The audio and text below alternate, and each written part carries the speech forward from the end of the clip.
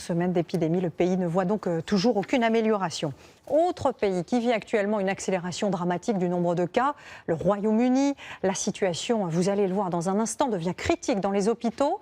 Le Premier ministre Boris Johnson, longtemps hésitant à prendre des mesures, a lui aussi été testé positif. Brigitte Garambois et Nathalie Hérault. J'ai été testé positif au coronavirus, mais je travaille de la maison et je m'isole. Hier soir encore, comme des millions de Britanniques, il applaudissait le personnel soignant.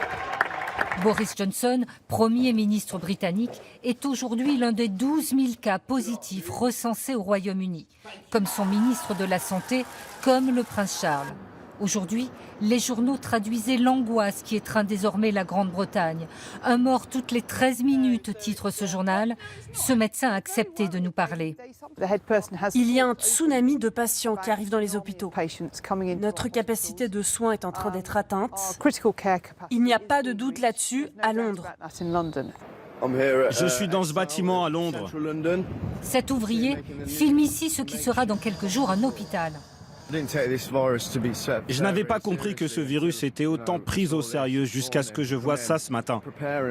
Il se prépare à un nombre de morts énorme ici. 1 kilomètre de long, 4 à 5 000 lits médicalisés bientôt installés dans ce centre de conférence par l'armée. Mais les médecins préviennent, il manque de tout, respirateurs, masques, gants. L'un de vos collègues a parlé de chair à canon.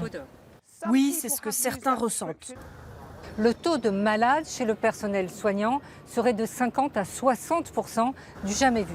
Mais en 24 heures, 750 000 bénévoles ont répondu à l'appel du gouvernement qui devrait rapidement durcir le confinement.